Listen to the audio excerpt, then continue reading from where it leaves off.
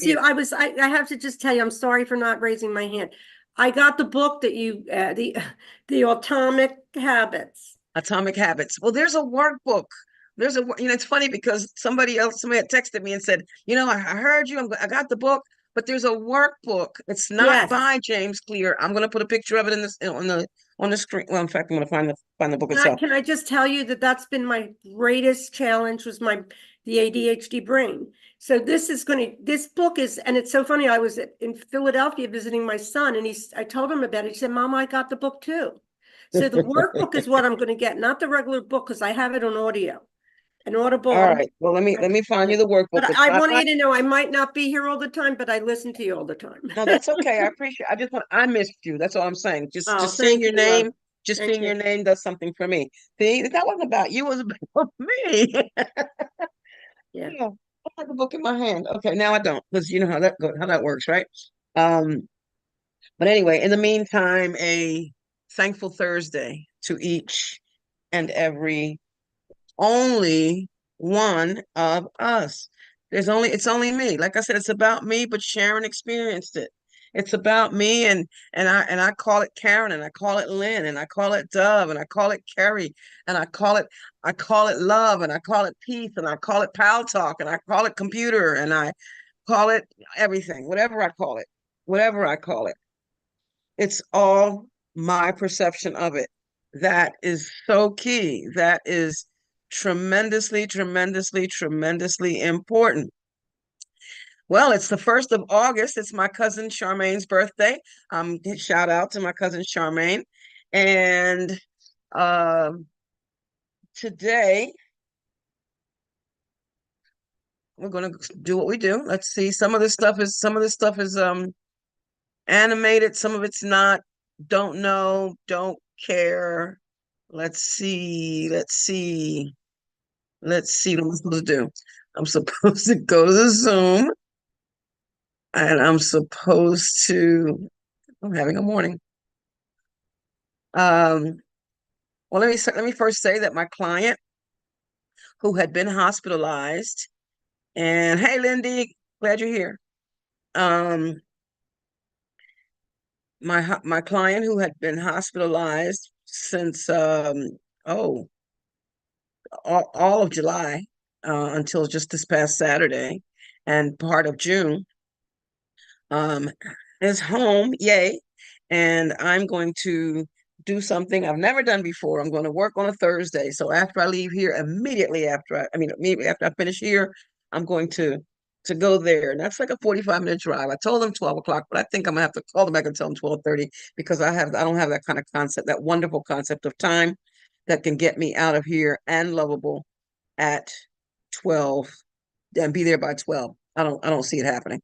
Anyway, um, I am going to make this the slideshow from current slide. Uh-huh. And then I'm going to the Zoom and share.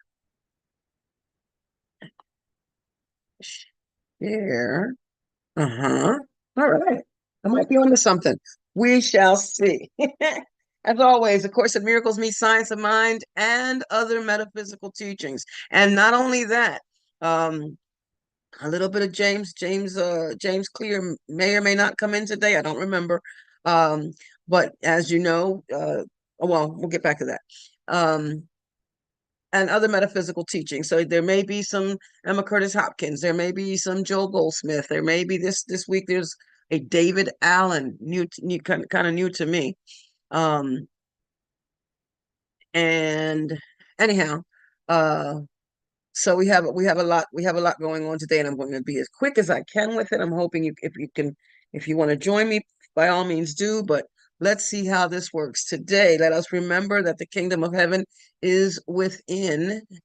Oh wait, wrong slide, wrong got to do that on this slide. All right. The kingdom of heaven is within, and whoever shall know himself shall find it. That is an Egyptian proverb before it was a biblical passage. It was an Egyptian proverb. Um, we know that a lot of the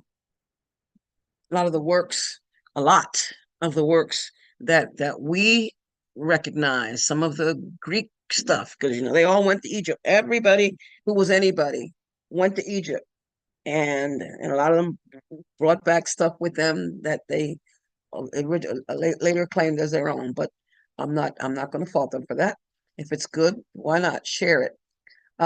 Let's remember to mind our mind. To learn how to think is to learn how to live. Think, think, think. I can't remember. One of the motivational speakers might have been Zig Ziglar.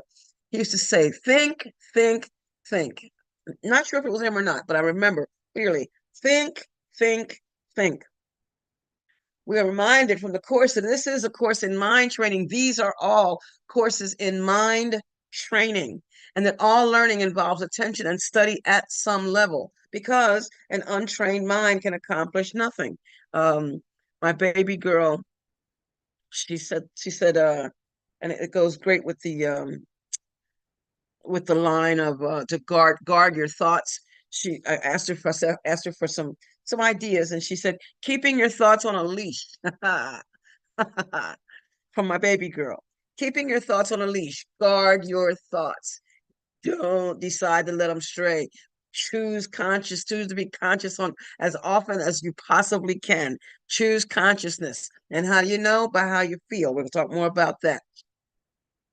Thoughts and things are but two ends of the same proposition. Since it's impossible to stop thinking, it is impossible to stop thinking. So it's impossible. We can't stop creating. Our choice is whether we shall create constructively or make things destructively. Ernest just says create constructively or destructively, and that's by Dr. Ernest Holmes. And William Walker Atkinson tells us that the mental pattern must always precede the material form. Isn't that what we're taught? Thought, feeling, behavior. What you comes from what you think. And I believe that's right here. All thinking produces form at some level. So last week we talked about responsibility. This week we're going to talk about it a little bit more, a little differently. Responsibility. What are you thinking? My baby girl said, what's in your mental diet? There should be a question mark there after that. I mean, a parentheses, but neither here nor there. This quote from Dr. Ernest Holmes: if there is such a principle as universal mind, capital U, capital M, and if it does work according to the law of cause and effect, and that it, by the way, is with a capital I, God, life, it, thing, spirit, whatever word you choose, it's a placeholder. It's a placeholder for the all, no matter what. So capital it. And if it does work according to the law of cause and effect, and all those are capitalized, law, cause, effect, and if thought, self-contemplation, or self-knowingness is that which stimulates its action, talking about it, the all, like the mobile, it, the all. If thought, self-contemplation, and self-knowingness is that which stimulates its action, then correct thinking can and must produce objective or visible results. Period. So we're back to, wait a minute, I missed a slide. How did I do that? Aha. We're back to this. Thoughts produce a feeling, and from that feeling comes a behavior. Now, the course it tells us what we think, what we do comes from what we think. But there's that piece in the middle, because it talks about how we feel. And we read about that in other parts of the course, how we feel. Well, how we feel comes from what we think, and that is what this chart is showing us. This is off the internet. Just the graph itself, cognitive triangle worksheet. The words inside I put there, and it starts with an event. Down here in the middle, it says starts with an event. I wrote something came to pass. It did not come to stay. So something happened. Somebody said something, somebody did something, some situation occurred that really, hit a nerve, struck a nerve, and there was an event. Something came to pass. It came to pass. The thing happened in that moment. The next moment, it wasn't there anymore. Even if we're talking about, say, a car accident, the crash only occurred in that one moment. Everything after that becomes the effects. Everything after that, but the crash itself, it came and it went. Crash came and it went. Anything that comes following that is based on our perception of the thing. Oh, doggone it. You hit my car. Oh my God. Why would you do something like that? Oh, how am I going to get to? Oh, I cannot believe this is my only mode of all of that. Those are the thoughts. Those are the thoughts.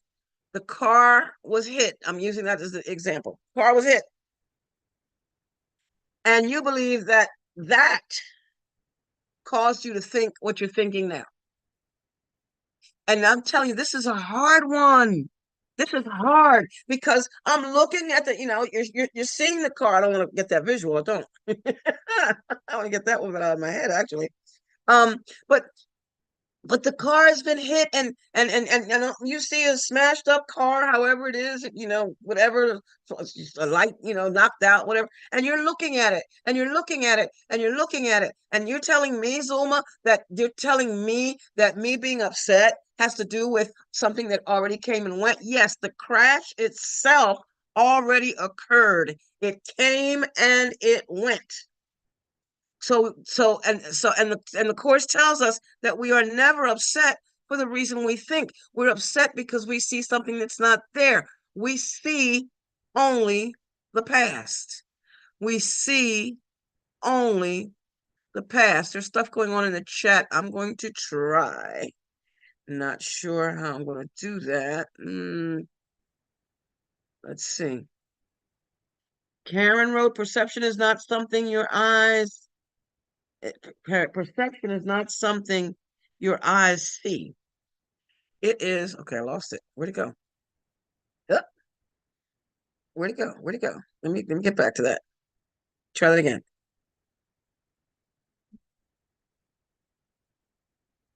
She says perception is not something your eyes see.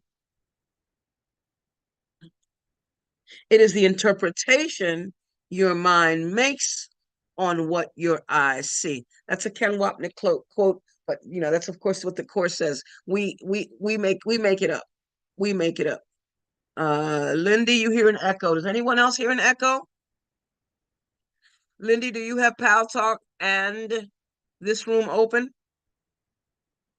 Because if both of them are open, then oh, it's me. Cheryl Valentine wrote a book titled, "Oh my God, it's me."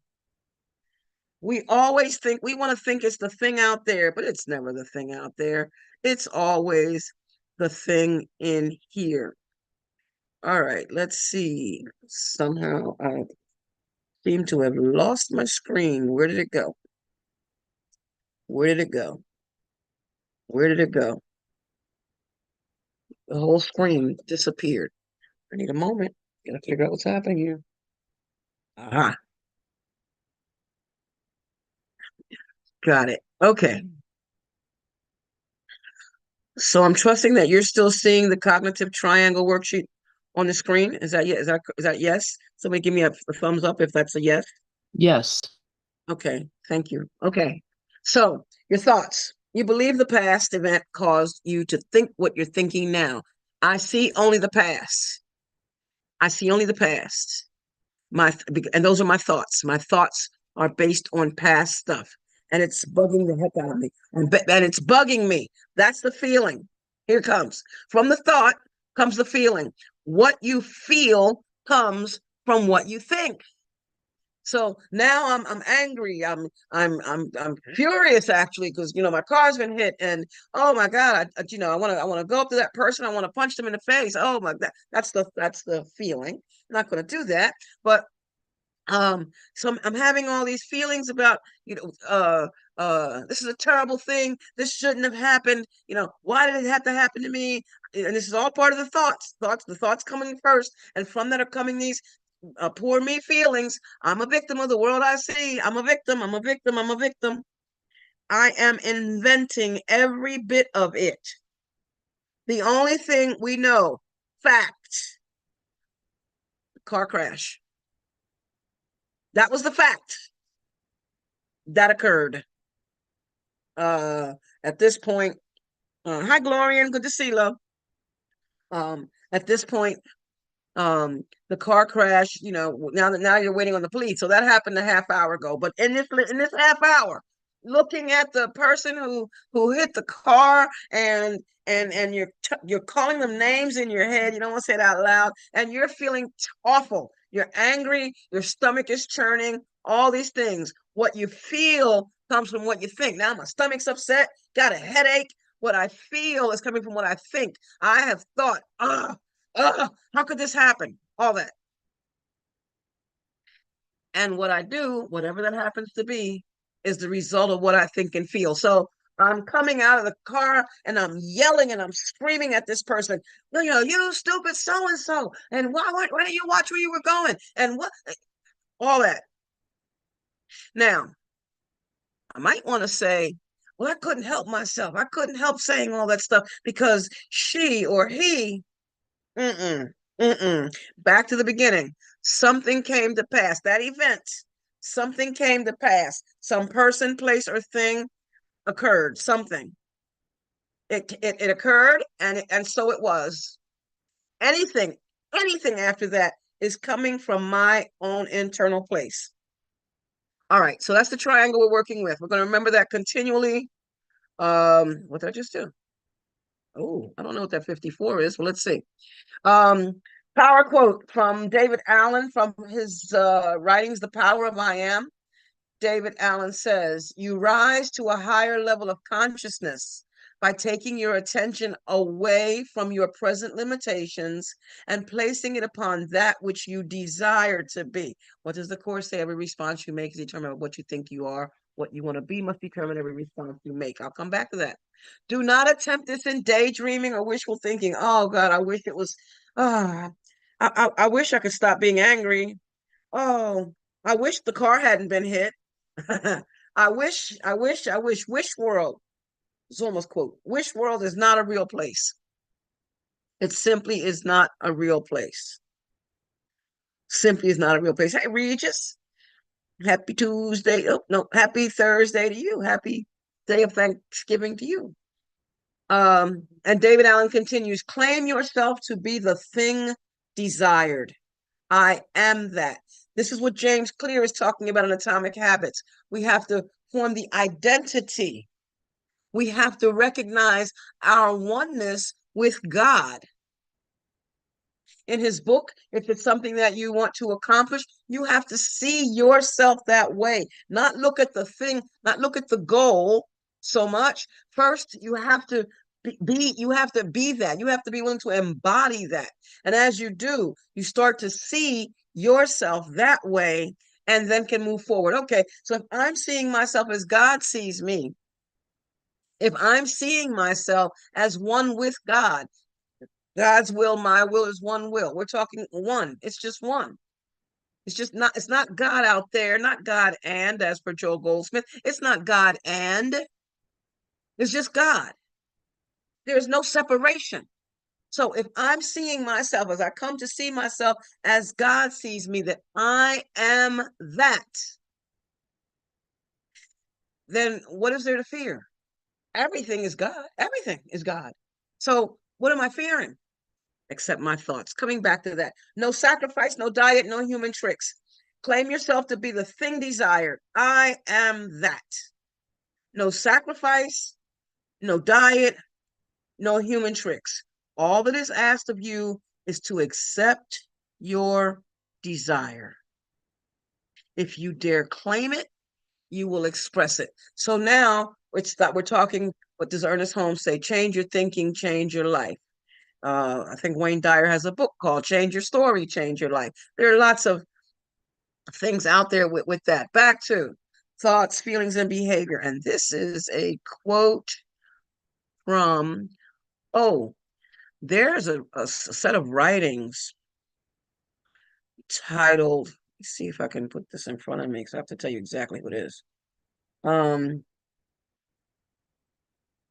Uh, Baird, well, the writings are titled Life and Teachings, Life and Teaching of the Masters of the Far East. And there are several volumes of it, but it's put together by a gentleman named Baird, BairdT Spalding. And it's fascinating because what happened was that 11 people went to the Far East, spread out and went to speak to these masters, these gurus, these teachers, and went to speak with them to gain information, to gain the wisdom to share with us. Now, what I love about that is that I said earlier that anybody everybody who was anybody went from Greece or the Roman Empire. They went to Egypt and they just took it and called it their own. A lot of the stuff that we see, oh, believe me, but a lot of the stuff that we read didn't start with where we're reading it. It did not. But what these people did, like I said, is they went and they gathered this information, compiled it. It is titled, I'll repeat that title, Life and Teaching of the Masters of the Far East. And this is from the first volume. The failure of outer things to satisfy. What do we say? Seek not outside yourself. The failure of outer things to satisfy leads the soul to seek the power within.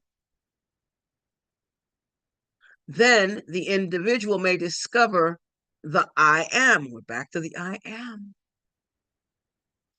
He may know that within lies all power to satisfy the soul, to fulfill its every need and desire. This knowledge may not come until the individual is driven by the buffetings of the world to seek this inner plane of peace and calm. The buffetings of the world. Stuff out there. Tolerance for pain may be high, but it's not without limit. I have sought one of the workbook reviews says I thought I was seeking for salvation here and thought I had it, but that wasn't it. Seeking somewhere else, but that wasn't it. It's not out there. It's just not. See me grasping at nothing. I'm grasping at nothing in the thought, the belief that it is. We're seeking this inner plane. We have to, be driven by it's that moment of what in the 12-step program, they call it that moment of clarity. That moment when you hit bottom, not in that order. You hit bottom and then trusting that you have that moment of clarity where it's like, oh my God, you mean to tell me that I don't have to pick up a cigarette? I don't have to use nicotine? Because at no point in time, I mean, I thought the nicotine had power over me, but at no point in time did the pack, run across the room, the cigarette jump out of the pack, push itself into my mouth with the lighter right behind it and light itself for me. That never happened. Every cigarette I ever smoked, every time I ingested nicotine into my system, it was by my willingness to do so. And once I realized that I have no power over nicotine, I realized that the power is within. Okay, so when he knows I am is the fulfillment of his desire, the desire is filled. To look outside the God self for the fulfillment of his desire is folly. To unfold the self must do the unfolding. I can't. It's in the course. It's written. Don't ask me to take your fear away. I can't do that. You put it there. I can't do that. First of all, I don't even believe in it. The voice of the course. I don't even believe in it. So don't ask me. To unfold, I have to do the unfolding. We have to do the unfolding ourselves. I have to look at what it is that back to thoughts, feelings, and behavior, because the fear is a feeling. What am I thinking? What am I thinking? That quote continues from that same book. Then, what a realization, what an awakening to know the I am, to know that within is the power, substance, and intelligence from which all forms take form. And the moment a definite and true idea of desire can be intelligently formed. I want to see pieces of this. I want to see this differently. I want to rule my own kingdom. I want to let all things be exactly as they are. I want to recognize that all things are lessons that God would have me learn. I want to sit still. I want to be still. I want to accept. I want to accept that all things, past, present, to come, were gently planned by one whose only purpose was my good. I want to recognize that I am not the victim of the world I see. To know that within is the power, substance, and intelligence from which all form takes form. And the moment a definite and true idea, definite, we're talking about conviction here. The moment a definite and true idea of desire can be intelligently formed. This is a course in mind training. Study is required. The power, intelligence, and substance of spirit must flow to it and bring it forth. Is this not treasures in heaven that we have not beheld? Here is the unformed, boundless treasures hid within ourselves. There's a typo there. Here in the unformed lie. There, no, that's right. Here in the unformed lie boundless treasures hid within ourselves. We have it. We are it. Being, having, everything is everything. I am not a body. I am free. I am as God created me. My worth is established only by God, not by what's done, not by what I said, not by how many books I own, not by how cute I can make these PowerPoint slides, and I like it. You know I enjoy doing this, right? But what does that matter? If I didn't have a single slide, Karen said I spoiled her. Okay, so you'd have to become unspoiled. Anything that we can learn, we can unlearn. Right? If I didn't have a single slide, so what? Does that deny my worth? If I couldn't make it today, if I got here late, if I came in here and said I don't have a single thing today, I'm just gonna wing it. So what? My worth is established by God. Period. Period. Hi, Cindy. Welcome. How clear this is to the one that has found the pearl. Then think, here it is. Seek ye first the kingdom of God and his righteousness, henceforth right useness, and all these things shall be added unto you. And see, I saw that word right useness somewhere else. That came later than this writing. And we see it like, oh man, that's so cool. I think, that's so new. It's not. It's not. There's nothing new under the sun. Let's remember that. There's nothing new under the sun. It's already all here. It's just a matter of how we grasp for it, how we grasp for it. The reason they are added is because they are made out of the very essence of spirit. In other words, these things that we see come from the unseen. It already is. Again, being and having are one. It's everything. In the Course, it says that God is in everything and everyone. Everywhere. The consciousness must first find the spirit before it can form the desired thing. We have to know ourselves. Is that not the quote? The Course tells us that to know ourselves. The goal of the Course is to know ourselves. All right, thoughts lead to feelings, lead to behavior. So if we're looking for peace of mind, we are here. Peace of mind is clearly an internal matter. It must begin with your own thoughts and then extend outward. Man, of course, in Miracles, if you took some of the um quote spiritual language out of it, I put that in quotation marks because people say, oh, they're secular, they're spiritual. That's all spiritual. But if you took some of the words that we traditionally would consider spiritual words, we might have a cognitive behavioral therapy book. It is from your peace of mind that a peaceful perception of the world arises. And my peace of mind comes from the willingness to have that peace, to be in peace, to recognize that I am the peace, as per review 1. I am that peace. I am that. I am that. Reminder, you cannot change your mind by changing your behavior, but you can change your mind. Why? Because your mind, my mind, our mind is one with God's. One, one, one. And we forget that when we're hearing about the stuff out there. Remember, that was in the event category. The stuff out there is an event. Remember, but there is no out there. Okay, fact. Such and such occurred. And now it's gone. It came and went.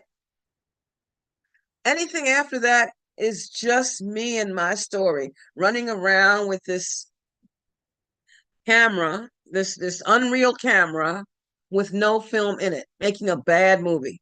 Bad, bad, bad, bad, bad, bad movie. Thoughts lead to feelings, lead to behavior. What we do comes from what we think. If we feel sad or depressed or angry or whatever we feel, then that's what we're thinking. And I'm not saying that that's a bad thing, because we were given these thoughts. These thoughts, the ability to think comes from God. Let's start with that. Our ability comes from God. So we're given these things as teachers, as it states in where's my book? Anybody seen my book? Oh, here it is. As it states in the manual for teachers under section 26, that basically don't get upset because you have limitations.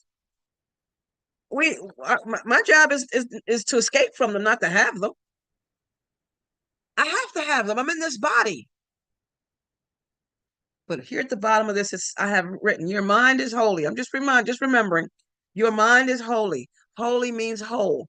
Your mind is holy. Your mind is one with God's. Your mind is holy. Your mind is one with God's. But that doesn't mean that I'm not going to forget that sometimes because of these limitations. No, that doesn't mean I'm not going to forget this sometimes because the things that are happening out there because of what so-and-so said and what so-and-so is doing, and I think they should be doing it differently. That doesn't mean I'm not going to have these feelings. The good thing, and the Course tells us, we're not saying that we're not going to have them. It just says, don't be willing to not keep them. Be willing to not keep them. It states in the Course, they'll actually disappear. They'll go away. In number 20 in the manual for teachers under number 26, can God be reached directly? In the 4th paragraph, the last paragraph, it says, do not despair then because of limitations. It's your function to escape from them, but not to be without them. If you would be heard by those who suffer, you must speak their language. My mother couldn't tell me anything about cigarettes. She couldn't tell me anything about some of the other things that I was attempting to do and people I was meeting, and she couldn't tell me anything about that. That wasn't her experience. My mother could only talk about one man until from the time she met my father. She could only talk about one man. That wasn't me. I had a different kind of life. So she couldn't tell me anything. She didn't have the experience. to tell me, based on the experience, if you would be heard by those who suffer, you must speak their language. And if you would be a savior, you must understand what needs to be saved. And it goes on from there. But back to the beginning, don't despair because of limitations. Don't beat up on yourself. Don't go feeling guilty because, I should have asked the Holy Spirit. Well, you can't should have done it. You can't go back. You can't should have done it. I wish I had. No, no, wish world is not a real place. Well, if only I had. No, no, no, no, no. That's hypothetical. Be here now. Be here now. This is it. This is it. This is it. This moment, this breath. Follow your breath. Follow your breath. Follow your breath. I was given that when I was in Nicotine Anonymous. Just breathe and pay attention to your breath. And know, be still and know that whatever you're thinking, feeling, experiencing, it's temporary. You can make it go away whenever you're ready to. Your mind is holy. Your mind is one with God's. Our thoughts lead to our feelings. They lead to our behaviors. From the Course, it is pointless to believe that controlling the outcome of misthought can result in healing. When you're fearful, you have chosen wrongly. And I don't, okay, I'm going to leave it right there. You have chosen wrongly. That's why you feel responsible for it. We think that I wasn't supposed to feel this way. No, here comes this guy with the AK-47.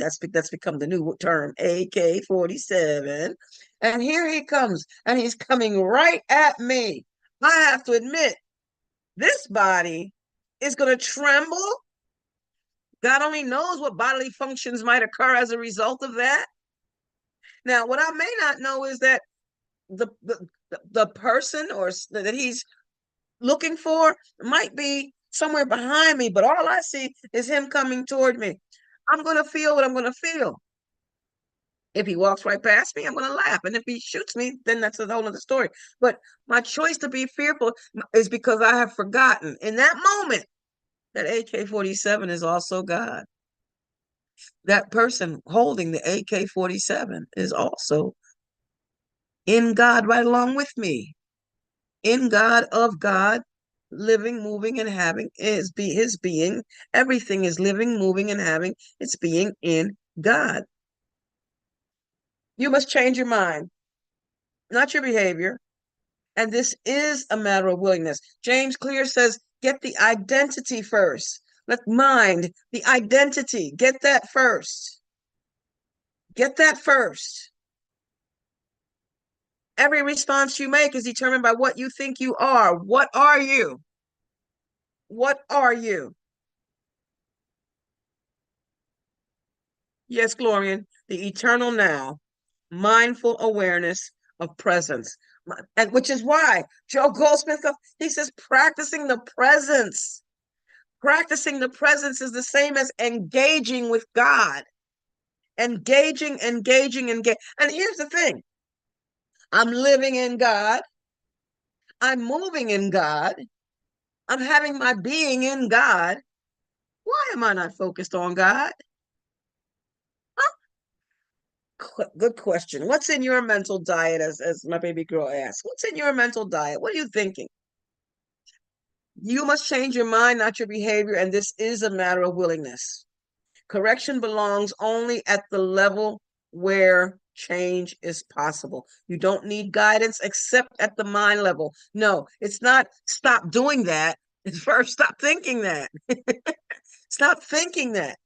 The person with the I read a story about a woman, and I believe she was a course student. Yeah, student of Course in Miracles. I believe I read it in the Holy Encounter, one of the Miracle Distribution Center's publications. I believe. I'm not certain. Anyway, man came into her bedroom to rape her. And while he was on top of her, not yet, had not yet penetrated her, but was going through the motions at that point, she said something. She gave herself a moment to to go within and remember the truth of who she was and remember the truth of who he was, and started speaking to the man. Short version of the story, he did not rape her. He started to cry. He got up and he left. He left. We think that the impossible, or rather, we think that what's possible is impossible, and that the impossible, let's say that right? We think that the possible is impossible. And we also think that the impossible is possible. We think that we don't have power. We think that everything is, it's just that we have no control over anything. Well, this is a course in mind training. I'm learning to train my mind. I have control over my mind. That's all I have control over. That's it. That's it. Not your mind. And no, she did not control the man's mind. She just, the oneness. She found that place. He was willing in that moment, not even realizing that was what he needed. Found that place in him that was his God self, that connected with her God self. And only minds can join. So it wasn't a bodily thing.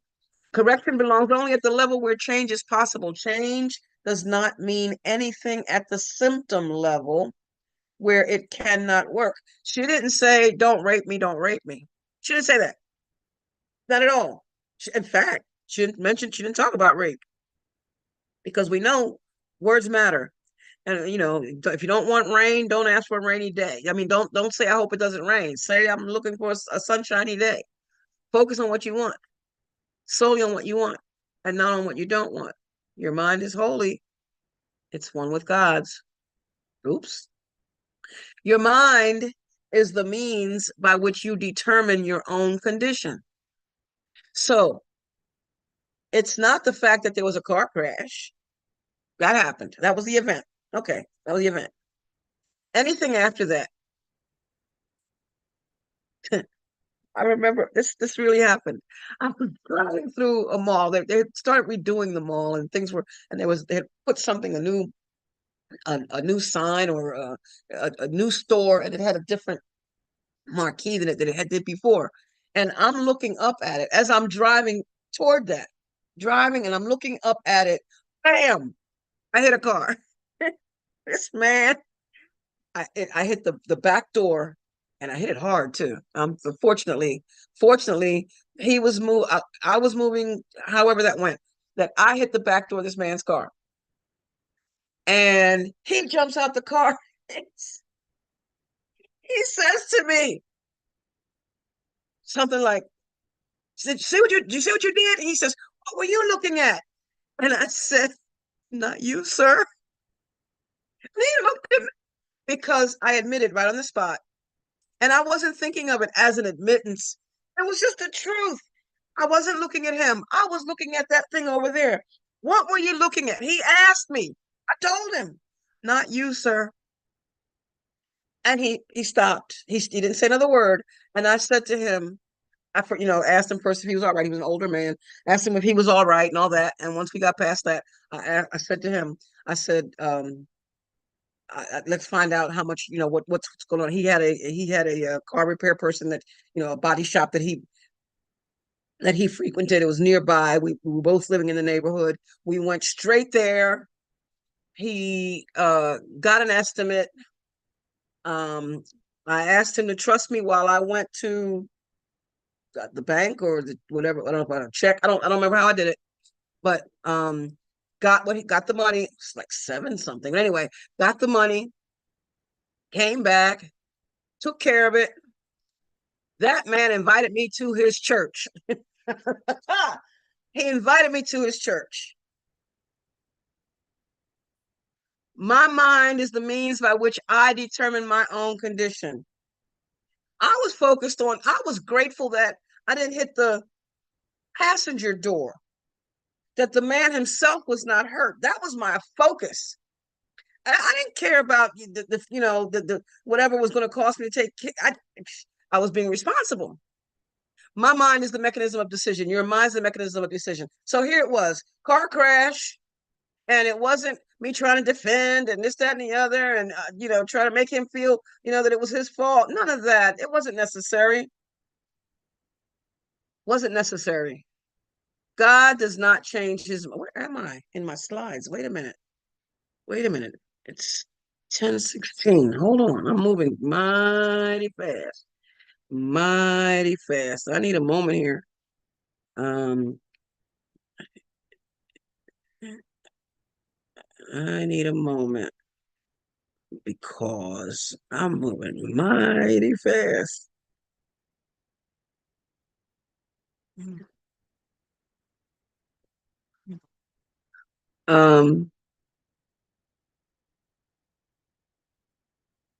Okay. So from the course, God does not change his mind about you. God does not change his mind about you. For he is not uncertain of himself. And what he knows can be known because he does not know it only for himself.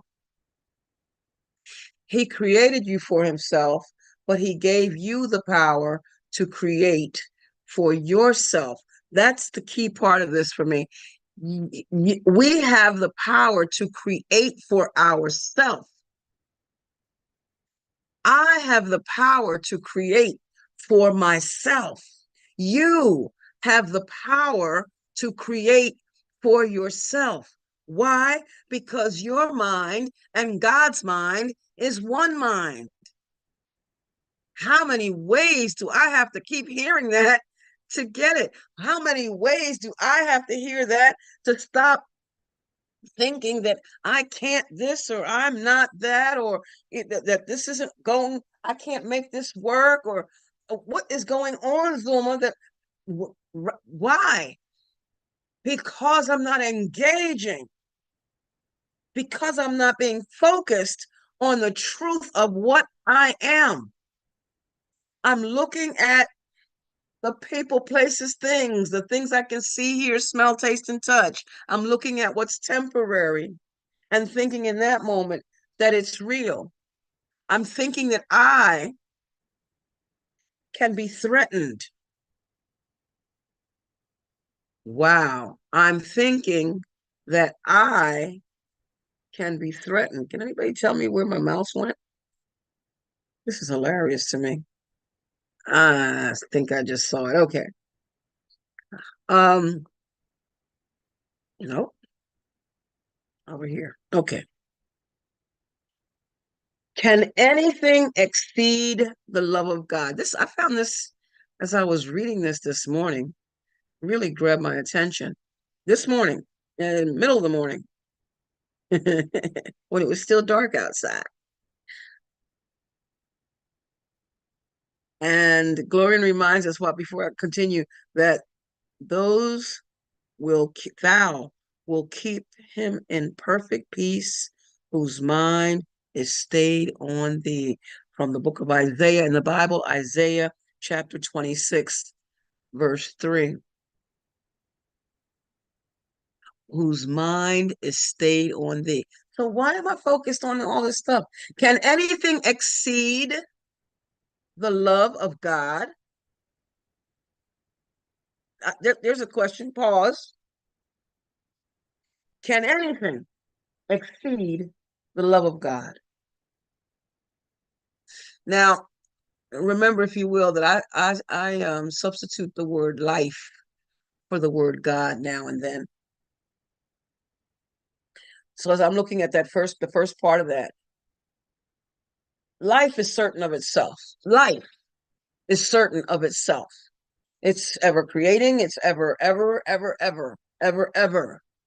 Life never says no. It blossoms. It just, everything occurs the way it's supposed to. It just, the way it's supposed to. And what life knows can be known.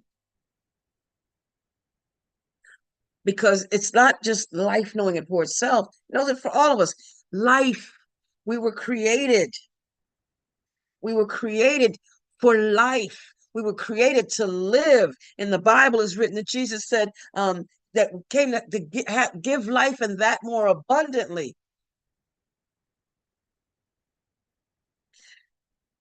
And we were given the power to create. The moment we became embryonic, yeah, was it something before an embryo? Yeah, when we became embryonic.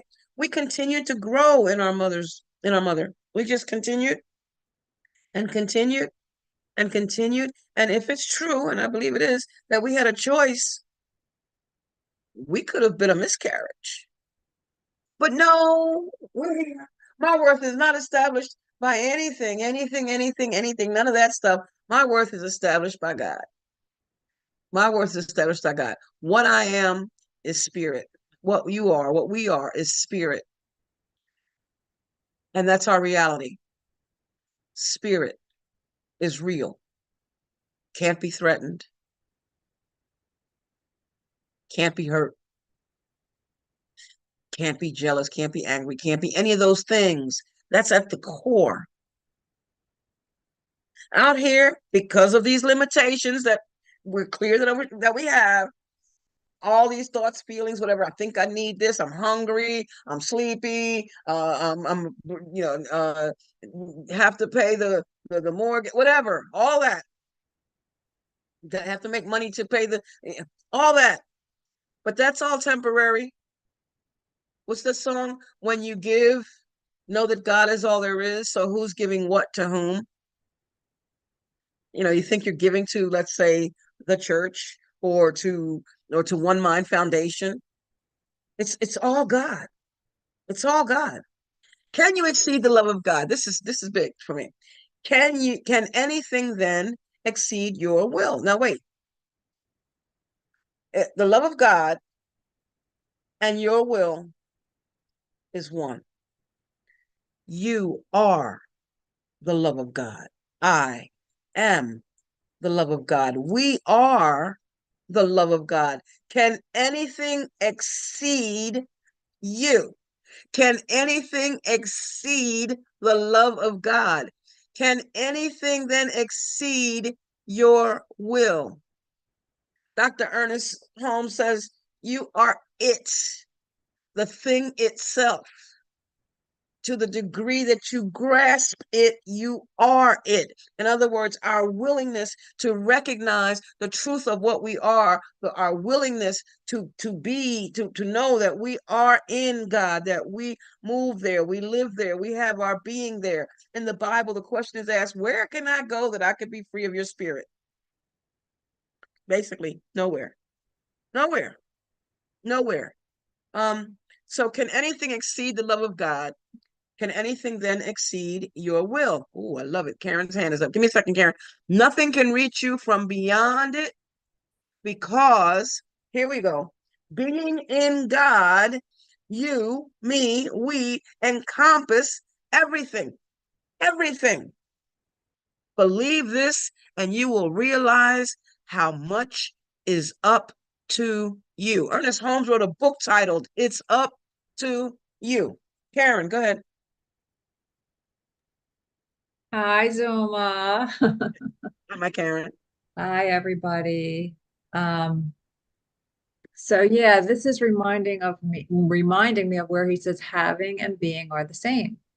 So what you said, like I have the love of God and I am the love of God. I'm paraphrasing what you said. That's basically what you said. But so how can I demonstrate that? The way I demonstrate that when I remember to demonstrate that when I'm in my right mind, I literally see every behavior as love or I call for love, no matter what's happening. No matter what's happening. I shared Tuesday night about this argument that I witnessed, and it was really pretty vicious argument, and I was able to see love and a call for love, through the viciousness, through the all of it, and that just takes a lot of practice to be able to do that. And this is also someone that I wasn't able to do that at one time with. So the growth and that makes me so grateful, that I can do that. And we change by changing our minds, we change other minds, because that person did call me later and we talked a little bit, and they looked at their behavior a little bit. They recognized that they were a little crazy. They were out of the right mind, so they were a little insane. So it does affect other people, and when we don't allow it to affect us, it's not being mean, it's not being insensitive. It's actually what the course calls true denial. We're denying that anything other than God can affect me. Takes for me, it takes a lot of practice and patience, and it doesn't happen all the time, but the more I practice it, the more I notice it. So thanks. Thank you. Thank you. Like the man in the car accident. That could have been ugly. That could have been really ugly. But but my response, which was the true response, when he said, what were you looking at?" I said, "Not you." I mean, he paused, and it went peacefully from there. It just went peacefully from there. Gloria, you'll have to tell me what slide that was. I just saw what you wrote. I don't know which slide that was. Um, but thank you. I don't know. I need to know what it'll come back. I have all the slides. Let me know, please. Yes. And that's, yes, Karen, absolutely. I can always see peace instead of this. I have a choice. I have a choice. This is the gift that I've been given, to know that I have a choice. In fact, to know the gift is the choice, the ability to choose. I can choose to decide with the ego, or to decide with the Holy Spirit. The Course teaches us that the ego, like the Holy Spirit, is a decision. It's a decision. There'll come a time when none of that'll even be, it won't even matter. It's just a decision. It's both. It's in my mind. It's in my mind. The question asked, when anything threatens your peace of mind, ask yourself, has God changed his mind about me? Has life changed its mind about you? What? Is life punishing you? No. Is life giving you, blessing, rewarding you in that sense, and comparing it to punishing? No, it just is. And Dove writes, I place the future in the hands of God, which is from lesson 194. And then he quotes Ken Wapnick. Jesus is telling us it is beyond our capacity now to understand the non-linearity of time. To avoid being overwhelmed, therefore, we begin at the level of our experience in the body's dualistic world. Exactly. When the day I was physically born, because the new term now, it's not happy birthday, it's Earth Day, happy Earth Day. But the day I came on, made it to the planet physically, as I understand it, I cried. It was cold. Maybe I got smacked on the butt. I don't know. I don't know if that's that's something that they really do. All kinds of stuff. And I didn't know at that time I had a choice. So a lot of the experiences that I had along the way, some, because I was making these comparisons, were great, and some were awful. But I didn't know that with the experiences that came and went, I had a choice as to whether to hold on to the great thought or the awful thought. And it seemed that there's a line in Pretty Woman where Julia Roberts, I don't know if you've seen the movie, but anyway, it's Julia Roberts and Richard Gere. I love the movie. He's paying her a compliment, and she kind of shrugs it off. And he asked her, why don't you accept this? And she said, it's easier to accept the bad stuff. because we were taught, this is what we were taught. We're taught you're not this. You should be ashamed of yourself. You're a bad girl, bad boy. Why can't you be like so-and-so? Oh, I don't believe you even did that. How could you do such a thing? And you get this, how could you do such a thing? This is, and we hold on to that. Even though, and at the time we're longing for, the rub and the kiss and to be able to lean up on, we're longing for that, not realizing I can give myself this hug. I can do this. I can hold myself in a moment when something feels outrageous to me. I can hold myself down. I can calm myself down. I can talk it down. I can remind myself that I am what God is, that my worth is established by God. I can remind myself that there's nothing to fear. I can remind myself that it's only me that can make myself suffer. To continue with what Dove wrote.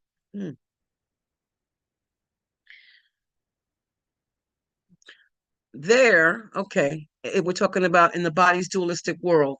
There we can learn to trust God, Jesus, and his words in A Course in Miracles. And that's from Ken Watnick. And not only that, I can trust only the truth. Only the truth is true. I trust the truth wherever, to the extent that I grasp at it, capital IT, I am it. I am it. And Karen wrote that the miracle reminds the mind that what it sees is false. And that's from the Course. Yes. What I see, what's the expression? Don't believe everything you think. But don't believe anything you think. Don't believe it. Because A, I don't perceive my own best interests. And B, I don't know what anything is for. I don't perceive my own best interests.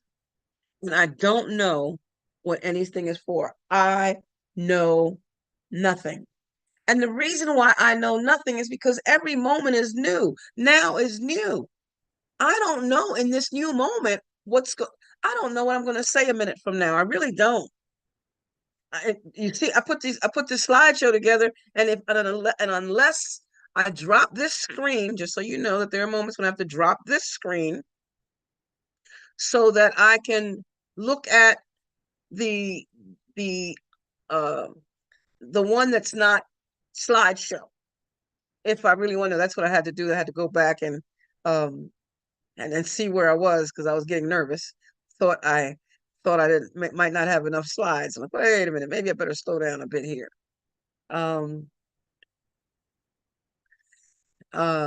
Yeah, so I don't know a minute what's happening a minute from now. I don't know. I don't.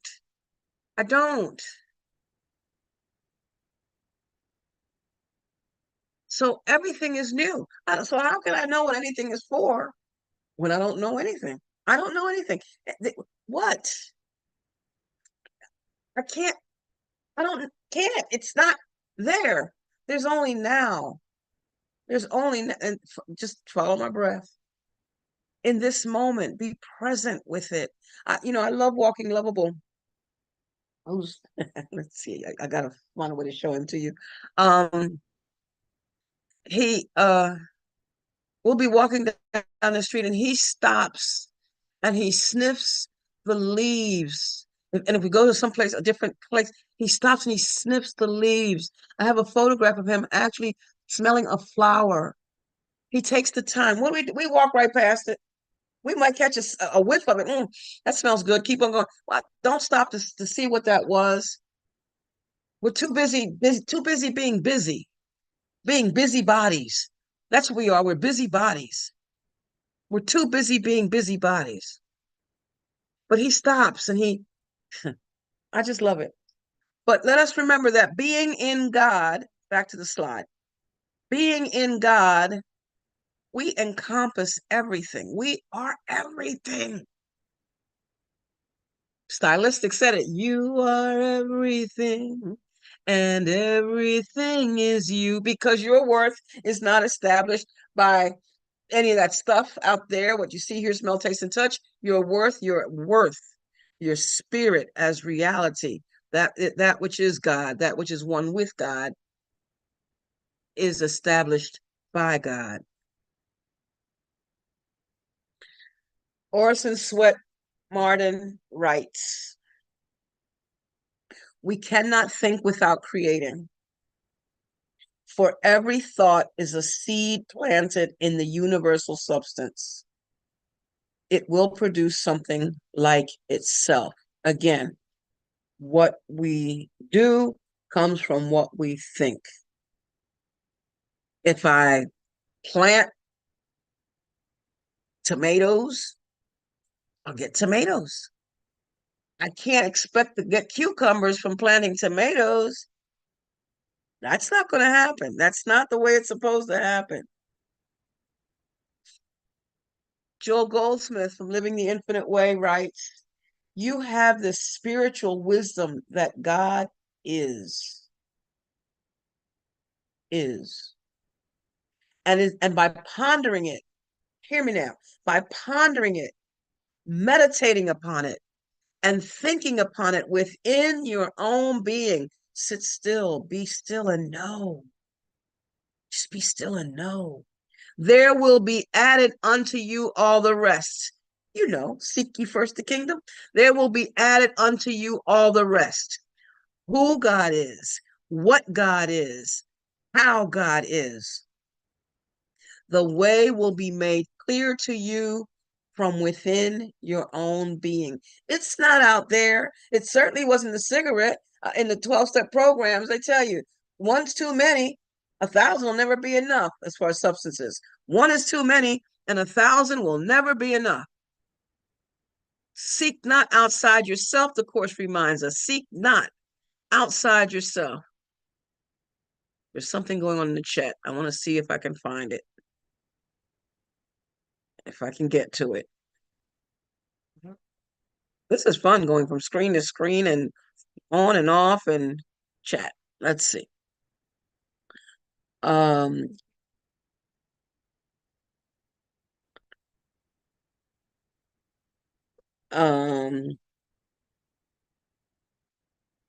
We have to be able to look. I see you, Lindy.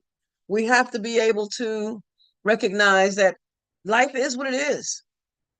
We don't have to like it. It is what it is. Let all things be exactly as they are. Because really, what choice do we have? It is what it is. I can't change it. The sun came up this morning. Oh, wait, I wanted it to come up at 8:30 instead of whatever time the sun rose. I can't change it.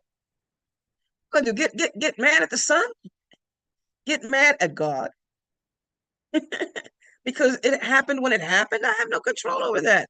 And what I have no control over, I just accept. It is what it is. Let all things you do be done with love. And the only way that you can do them in love, this was a quote I used last week, but only way you can do them in love is to feel it in love, is to think in love. Just as Karen said earlier, I am the love of God. We are the love of God. Our thoughts are the thoughts of God. The thoughts I think with God. God is in everything I see, hear, smell, taste, and touch, because God is in my mind. My mind and God's mind is one mind. God is in everything I see because God is in my mind. And we're reminded, Karen, thank you. Seek not to change the world. Choose to change your mind about the world. Seek not to try to change anything out there. What time the sun rises, if it rises, when it sets, who said this to you? Who did that over there? Who's on television? Seek not to change any of that out there, because there is no out there. God is, you are. That's that. Everything simply is. And if is everything's last name, so to speak, I always say that, we have the same source. Our source is the same.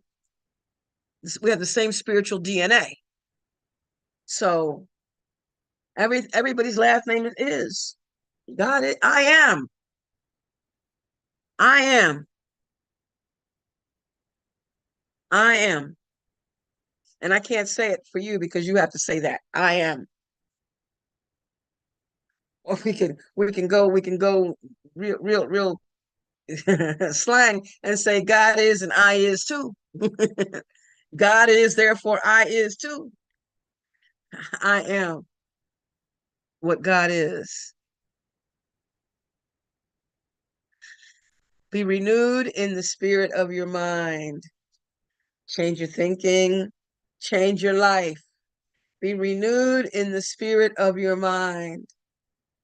You cannot change your behavior, the Course said, but you can change your mind. You can choose to think differently and remembering that you have a choice. And some say, but it's so hard. It's only hard till it's not. It only starts out difficult because it's a new something. When that baby learned how to walk, he didn't just get right up. He fell. He grabbed something and got up and he fell.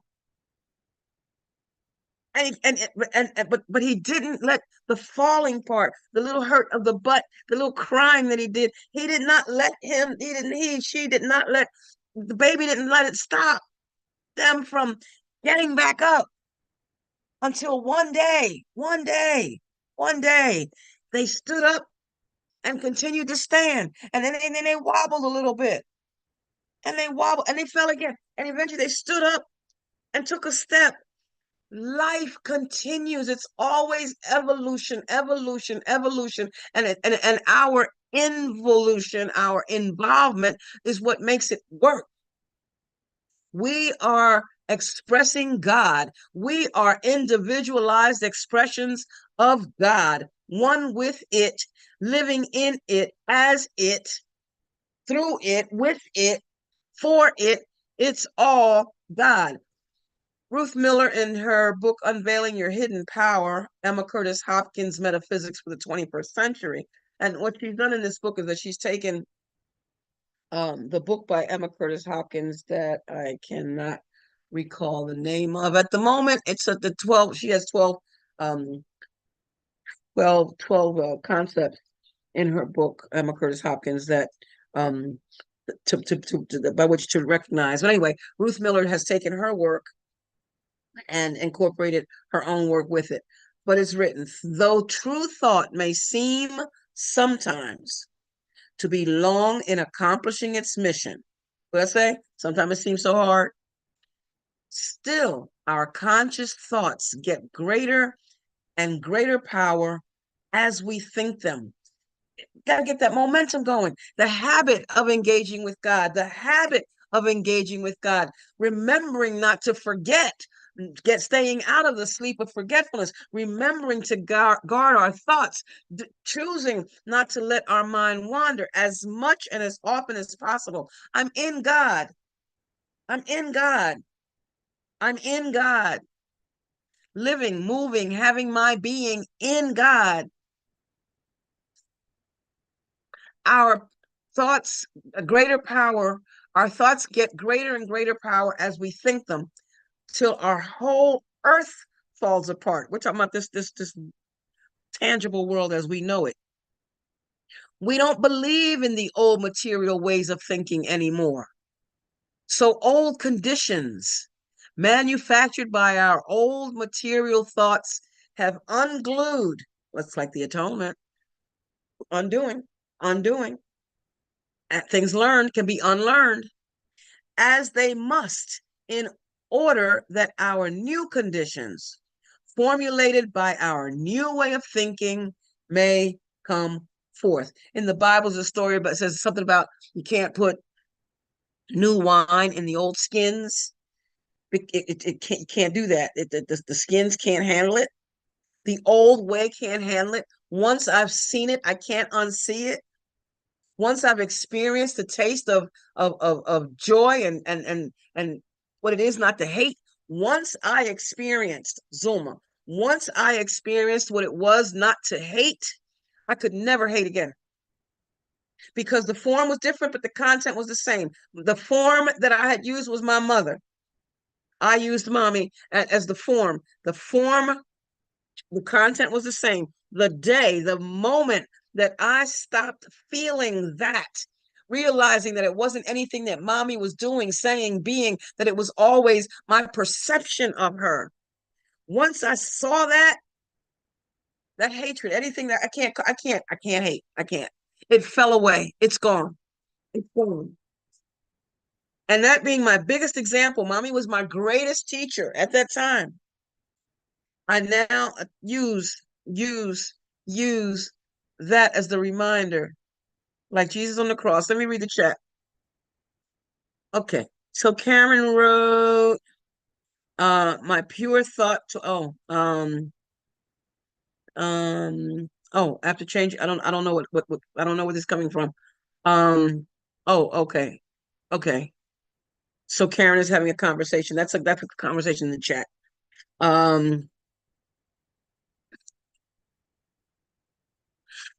It's all about deciding as I see it, it's all about deciding I'm gonna love them anyway. I'm gonna love anyway.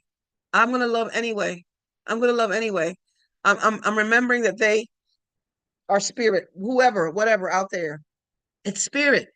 It's spirit. They're not recognizing their worth, but I can recognize their worth. I can recognize their worth. I can hold them in my prayer. I'm not praying for them. I'm praying for me to be aware, to continue to be aware of what they are in truth, and that spirit. That's what the miracle worker does. It's not about anything out there. It's never anything out there. I am praying for knowing the truth. And sometimes in my prayer, they call it an argumentative prayer. There's the affirmative and the argumentative. Sometimes even in there, I may have to say, that, they are not such and such a, they're not this, or they're not that. And to bring myself back to the truth of what they are, and then to affirm and to affirm and to affirm. And you got to practice, practice, practice, because an untrained mind accomplishes nothing. It's not picking up the book, reading the lesson, closing the book, and going on for the day. 10 minutes later, don't even remember what the lesson is. An hour from now, don't remember what the lesson is. A week, no, it's a practice. It's a practice. And if that practice means writing down the lesson, putting it on a piece of paper, putting it in as a text message and sending it to yourself every few hours, then you do that. It's a practice. And I assure you, it's just like the ABCs, the alphabet. I presume that we all know them from A to Z. But if I ask you to say them from Z to A, some of us might. I remember my former stepdaughter. She in her class, they did their little thing, itty bitty thing, 5 years old, and they had done the alphabet, and then when they said they were going to do them backwards, they turned their back and then did them backwards, going from Z to A. But if I said, you know the alphabet, come on, let me hear from Z to A. How easy would that be? Z, Y, X. Then you have to think, okay, V, and then you have to go again. Z, Y, X, V, U. Z, Y, X, V, U, T. It would take time eventually. But notice I keep repeating Z, Y, X. Z, all that's being repeated over and over again. Mind your mind. Mind your mind. Let me continue, because time keeps slipping. Ooh, 52. Wow. Okay. Trying to figure out where the mouse disappeared to. There we go. Okay. So this is something that this came out of the cognitive behavioral therapy on the website, on the Attitude website. Remember that ADDITUDE, Attitude with D's instead of T's. That website is phenomenal, and anything that you can possibly need, all the resources and links is right there, attitude.com. And I turned these around to make them positive rather than ask from a negative perspective. But here it is. Focus on what your automatic thought is. especially if it leads to emotional difficulty. If the thought that I'm thinking is causing me pain, I need to look at my thought.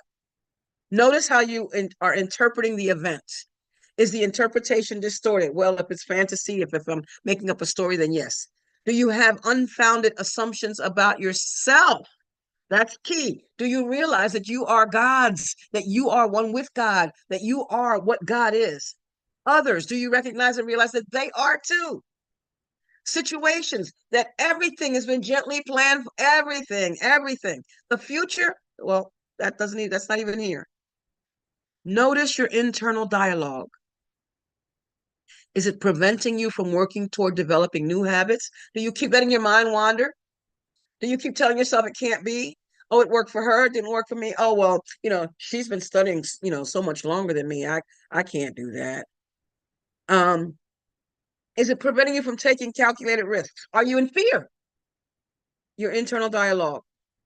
Give yourself new instructions for beginning tasks. And I wrote, like Burger King says, have it your way. And then ask yourself, what is your way? What do you want? The Course asks us, what for? And do you need instructions on how to do these things?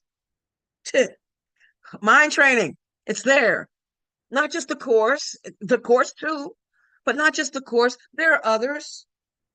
Listen, I got this from the Attitude website, from this, on cognitive behavioral therapy.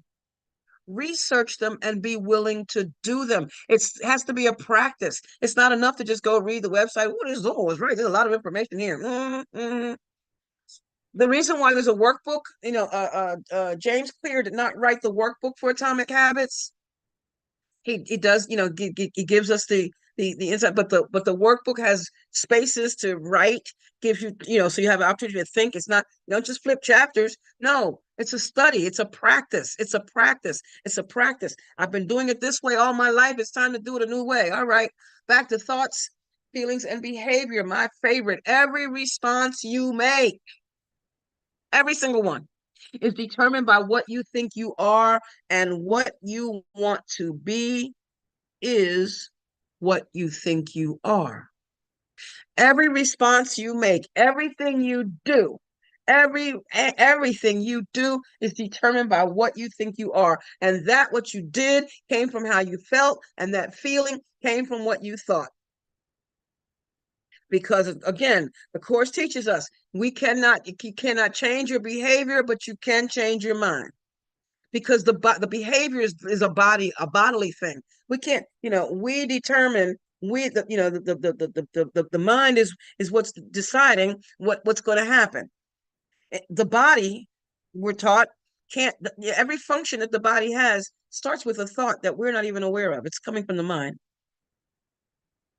Every response you make is determined by what you think you are. And what you want to be is what you think you are. The reason there is no future. What I want to be, if I say right now, I want to be whatever, I don't know, I want to be an organizer. Okay, let's go a bit far. I want to be organized. I am organized. I want to be organized. I am organized. In this moment, that's where I am. And I'm making that my identity. Going back to James Clear's book, it's your identity. I am one with God. There's nothing I can't do. What I want to be is what I think I am. So therefore, what I want to be must determine every response I make. If I'm saying I want to be healthy, well, that's not going to happen if I decide to go buy that half gallon of ice cream. Unless I, plan an ice cream diet and don't care about cholesterol. But if I want to be healthy, what would a healthy person do? You know that what would Jesus do thing? What would a healthy person do? My identity, if I'm identifying with God as being powerful, what does a powerful person do? Every response is determined by what we think we are. So what we want to be must determine every response we make. The reality of your mind is the loveliest. The reality of your mind is the loveliest of God's creations. Coming only from God, its power and grandeur could only bring you peace if you really looked upon it. You know, it says to say these words is nothing, but to mean them. You know, I want the peace of God. To say these words is nothing, but to mean them is everything. Once your mind is healed, it radiates health and thereby teaches healing. Once your mind is healed, I can't. What was that I read? If you would be heard by those who suffer, you must speak their language. If you would be a savior, you must understand what needs to be escaped. You must understand what needs to be escaped, which means that I have managed to do that. I've escaped that. Salvation is not theoretical. Behold the problem, ask for the answer, and then accept it when it comes. Behold the problem. So here on the screen, in the chat, you know, writing about what the problem is. Ask for the answer, not from the people here. I mean, we may have opinions and all that, but this is where we're reminded. Ask the Holy Spirit. The answer is already there. It's there. It's there. And if you're grappling with it, going back and forth, it's because you know what it is and don't want to do that. Well, I don't want that. I want another answer.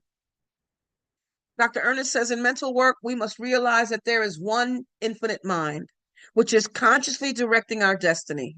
Declare every day that no mistakes have been made, none are being made, and none can be made.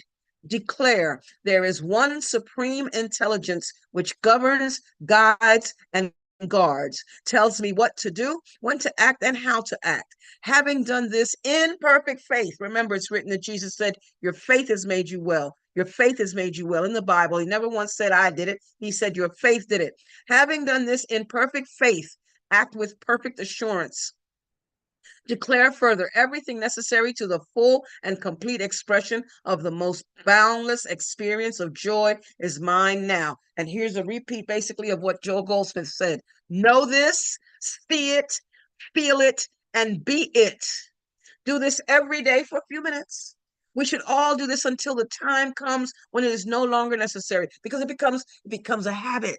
And once it becomes a habit, there you are. When that time comes, we will know it because our demonstrations will have been made. That once that apple tree has grown to a certain point, all you see is apples, and only apples fall off. That's it. That's it. That's it. I think that's the last slide. Is it? Please let this be the last slide. That is the last slide. Oh, very good. And that, with that, thank you. Thank you. Thank you. Thank you for being here, family. Love you. And I will talk to you later. I'm off to work. Love you. Bye. Thank you so much, Zulma Gonzalez. Wonderful talk. And